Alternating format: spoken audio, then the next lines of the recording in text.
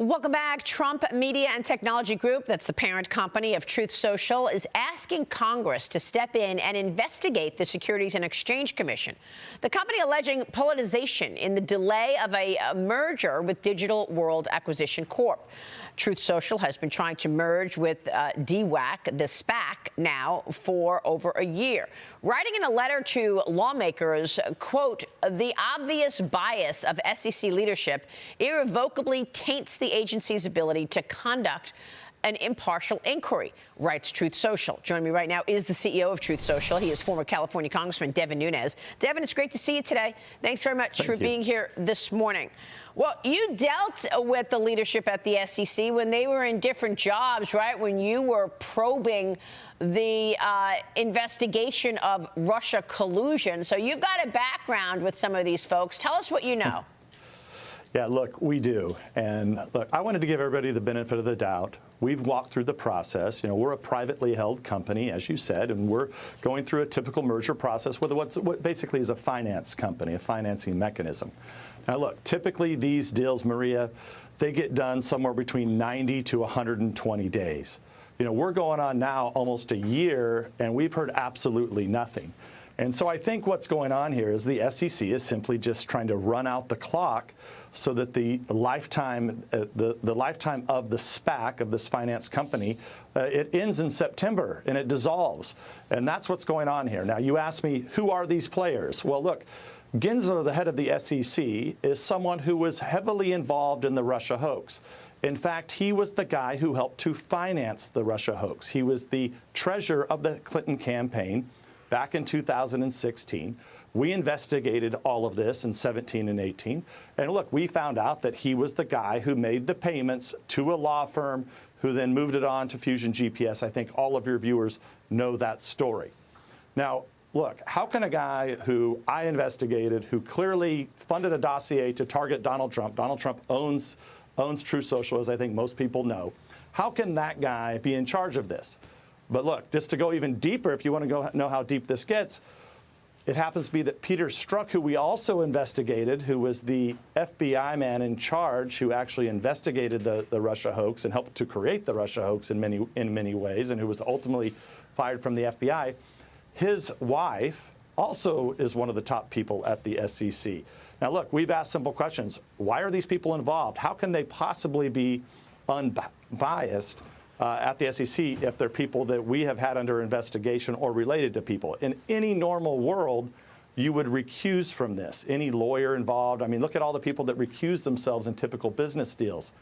This just happens to be what they're trying to do, is they're trying to take one of the fastest growing social media companies in history that we set out a year ago to build a company that didn't rely on any big tech companies. And we've done it, as you well know, with our partnership with Rumble.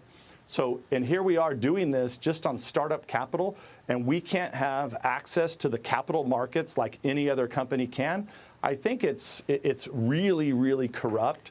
And I think the more time that goes by, I think the Congress, as they begin to look into this, is going to figure out just how deep this is. Yeah, and you sent a letter to Congressman McHenry, Comer, and Jordan, the heads of the committees in the House majority. You say, I write to request your urgent assistance in investigating egregious conduct and blatant politicization of the SEC in connection with the planned merger between Digital World Acquisition and Trump Media and Technology Group. What has been the impact of this politicization on your company? I mean, you say you're working now with startup capital. Tell me what you could have been doing or cannot do because of what you're alleging here. Well, right. Like when we put this whole company together, you go out like all companies do. You have startup money that you put into, but we're a privately held company just trying to go public.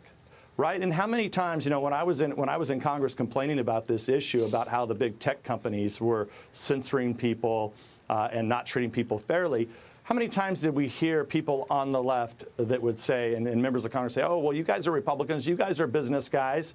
Why don't you guys just go create your own company? Why, you know, you can go create your own Facebook if you want to. Well, that's exactly what we did. And I always have to remind people that President Trump didn't need a new company. I didn't need a new job. We set out to go build this because the rest of the companies were censoring millions of Americans. And we successfully have built the technology, and we're successfully growing.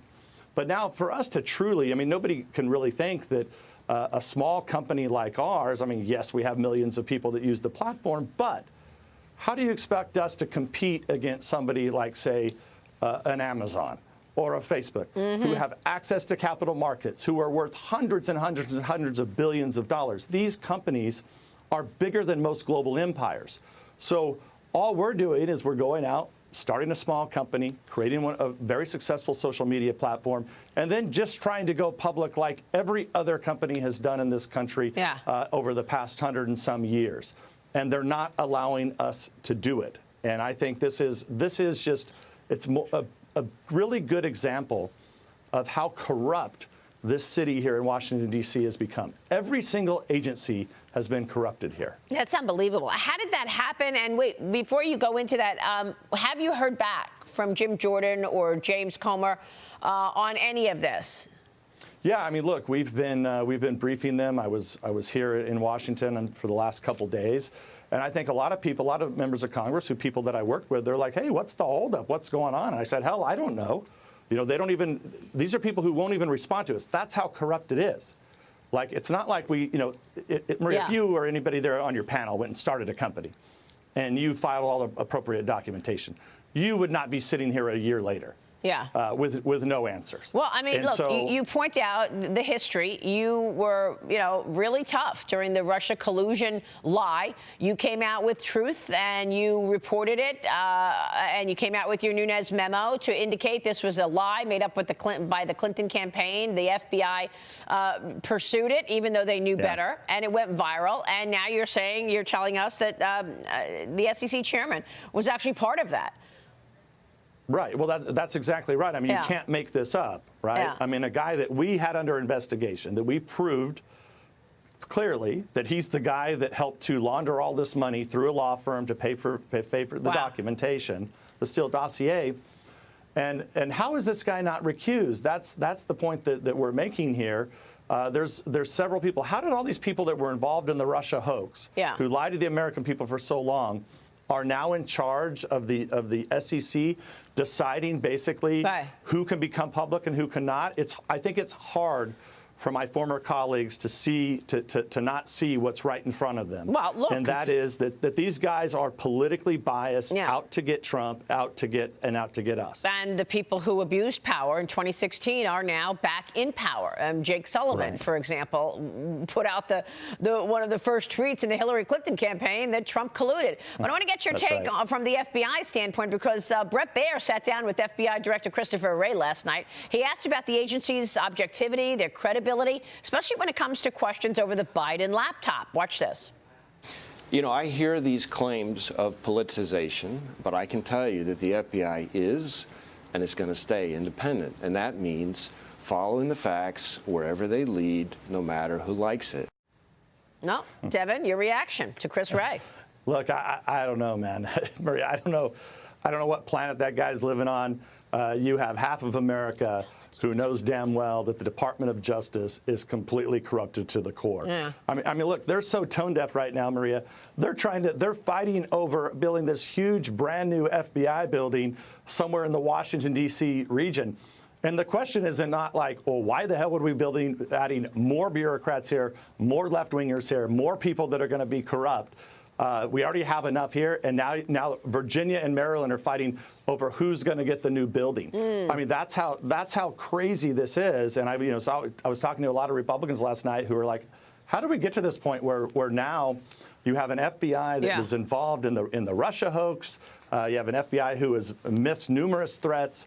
You have an FBI that is treating, whether it's the January 6th prisoners versus, let's say, a Peter Navarro or a Steve Bannon, who are all, if you're a Republican in Washington, D.C., you have been horribly mistreated by the FBI. And that doesn't even begin to talk about, you raided a former president's home at Mar-a-Lago on nothing. Yeah, well, and you have to say you're not politicized. Yeah. And then the biggest one of all, how about the Hunter Biden laptop? Right. I was just going to say they sat on the Biden laptop since October 19. They had it. But speaking of that whole group that you mentioned, there's a new Emerson College poll out that finds former President Trump beating President Biden in a hypothetical 2024 matchup. These numbers show Florida Governor Ron DeSantis and former South Carolina Governor Nikki Haley would lose to Biden. Devin, your thoughts? Is this going to be another Trump-Biden election?